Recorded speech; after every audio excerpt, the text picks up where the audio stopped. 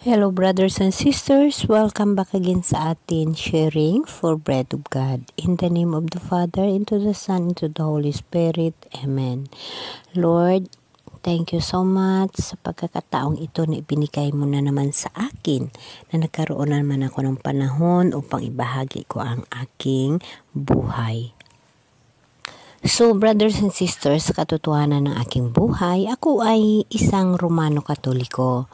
So, bilang Romano Katoliko, inilihim sa inyo na gumagamit kami ng sign of cross. At bilang sa buhay ko, ang sign of cross ay isa ring bahagi ng buhay ko at isang armas ng buhay ko mula nung bata pa ako hanggang ngayon na ako ay matanda na.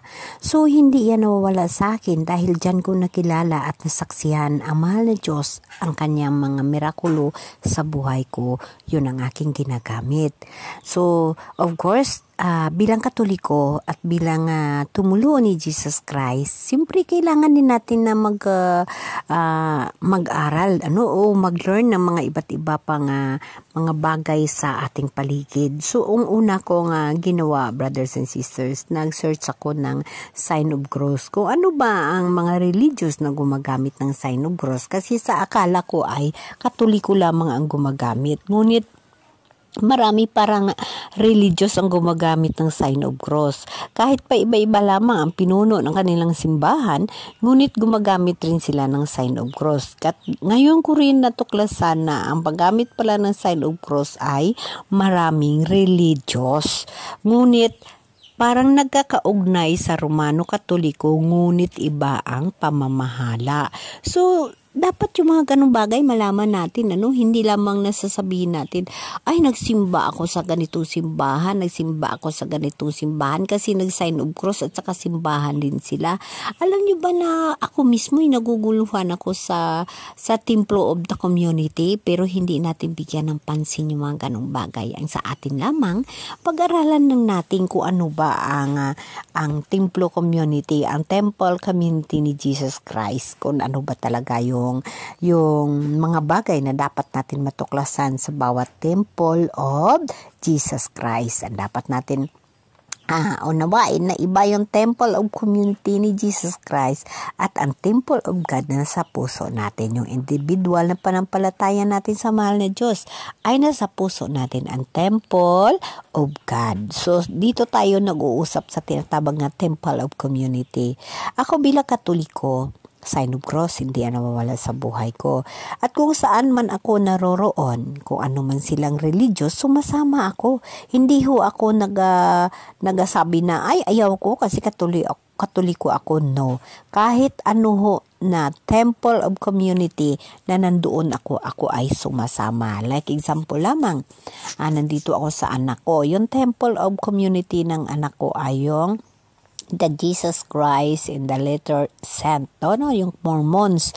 So, alam mo, sumasama din ako sa kanilang temple community, sa kanilang pag-aaral at pagtuturo, at ang kanilang tinatawag na tradisyon, sumusunod din ako, sumasama din ako. Marami ka rin hong matutuhan na lahat yun ay pagtuturo naman sa kay Jesus Christ. So, hindi tayo pwedeng mag-reject ng mga bagay ayon sa kay Jesus Christ dahil bawat tao ay binibigyan ng obligasyon.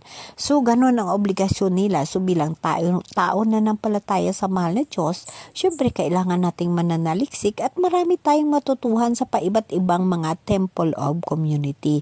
Yun yung aking na-experiensyahan sa buhay na bilang Katoliko ako, hindi lamang sa Katoliko tayo matututo. At marami rin tayo malalaman tungkol sa ibang religious na basta pagdating kay Jesus Christ, kahit anong pang klaseng pagtuturo, basta tungkol kay Jesus Christ at pagpupuri at pagpapasalamat sa mahal na Diyos kay Jesus Christ, ay samahan natin.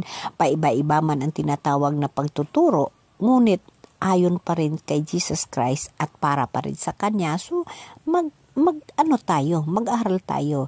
Like yesterday, Sunday, alam niyo ba brothers and sisters na happy ako kasi naka-attend ako sa tinatawag na sakramento ng Jesus Christ in the Latter Saint or Mormons. Naka-attend ako sa kanilang sakramento at saka sa kanilang Bible study or Sunday study nila. So lahat yun, marami kang matutuhan at marami kang matuklasan ng mga bagay-bagay sa Temple of Community. Alam nyo ba na sinasabi naman ni Jesus na ang tao hindi lamang nabubuhay sa isang tao, kailangan natin mahalin natin ang ating kapwa. So including na yung ating Temple of Community. Hindi ho tayo mabubuhay na nag-iisa lamang, kailangan natin makisama sa ating Temple of Community. So wala namang templong makaligtas sa atin, tatandaan natin yan. Wala hong templo na makaligtas sa atin or Temple of the Community or simbahan na makaligtas sa atin. Lahat ho yan sila ay nagtuturo tungkol sa mahal na Diyos. Ang titingnan pa rin ni Jesus Christ sa atin yung individual ng panampalataya natin, yung puso natin, yung templo ng Diyos, nandyan ang totoong templo ng Diyos ay nasa puso natin. Ang Temple of Diyos, Temple of the Community, yung mga bagay na tumuturo sa atin upang madagdagan ang ating espiritual na nalalaman at pangabuhi. At kung ano pa ang dapat nating tutuklasin, mas maganda na maka-attend tayo sa Temple of Community dahil makikita at malalaman natin ang mga bagay na dapat nating malalaman at mapag-aralan rin natin. So, kailangan natin sundin lamang ang tinatawag na Temple of Community kahit ano ka mang church, at least maunawaan mo ang mga kanilang mga pag-aaral. Lahat magaganda mga pag-aaral sa lahat ng mga Temple of Community. Ayon lang kay Jesus Christ. Paiba-iba man yung tinatawag nila na pag-uunawa, ngunit tungkol pa rin kay Jesus Christ. Ang dapat na natin tatandaan, inuulit ko, na ang templo ng Diyos nasa puso natin, nasa atin. Tayo ho ang makaligtas ng sarili natin sa ating panampalataya sa Temple of God. So, ganun ho, brothers and sisters, dapat natin unawain yung mga ganong bagay na kailangan natin na pag-aaralan yung Temple of God sa community. Hindi lang ho tayo mabubuhay sa tinatawag na nag-iisa tayo. Kailangan natin makisama sa Temple of Community. Ano ho yun?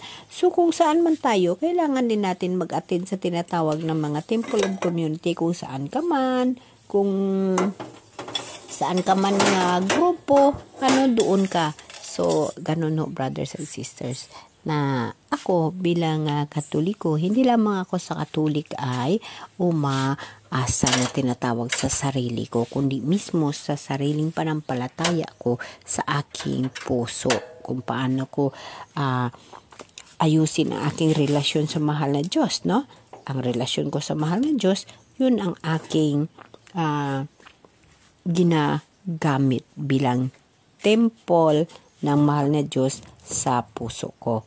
So, ganun ho, na ang buhay natin, kailangan na natin ang ating relasyon sa mahal na Diyos ay ayusin natin. Hindi lamang tayo sasabihin natin na wala tayong pakialam sa ating Temple of Community. Of course, magsama tayo. Alam nyo ba na ang experience ko sa Temple of Community ng Jesus Christ and Jesus Christ in the Latter Saint is maganda. Maganda rin. Naka-attend ako sa seremonya ng sakramento nila. And then, naka-attend rin ako sa Bible, sa study. Maganda. Marami kang matutuhan. Kaya, brothers and sisters, huwag natin ipagkait ang mga sarili natin sa Temple of Community. Dahil sa Temple of Community, mapakita natin ang atin na tinatawag na pag-cooperate sa tinatawag na komunidad ng ating mahal na Diyos. Community ng tao. Dahil alam nyo na sa Community of Jesus Christ, sa Temple of Community, dyan natin makikita at malalaman ang paiba-ibang mga tinuturo ayon kay Jesus Christ. Ngunit lahat yan para pa rin kay Jesus Christ, para pa rin sa kanyang pagpupuri at pagkilala natin sa mahal na Diyos. So, brothers and sisters, lagi nating tatandaan na ang papapuri sa mahal na Diyos ay makasama natin yung Temple of Community. Tayo ay may sarili tayong panampalataya, may individual tayo na panampalataya sa mahal na Diyos. Yung Temple of relationship natin sa mahal na Diyos na nasa puso natin. Lahat po yan ay magagamit natin, lalo-lalo pa yung ating sariling panampalataya kay Jesus Christ. Yun ay ang Temple of Community na sa puso natin. Ang religious ng Temple of Community sa grupo. At yung ating Temple of Relationship kay Jesus Christ, yung ating sariling panampalataya nandito sa puso, yun ho ang titingnan ng ating mahal na Diyos.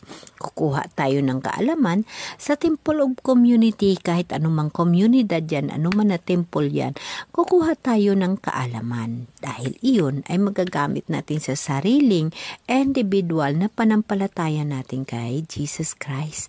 Yun lagi ang dapat nating tatandaan, na ang panampalataya sa mahal na Diyos ay nasa puso natin, at makikita ng mahal na Diyos kung paano natin panghawakan ang relasyon natin sa mahal na Diyos, ang ating sariling panampalataya. Amen?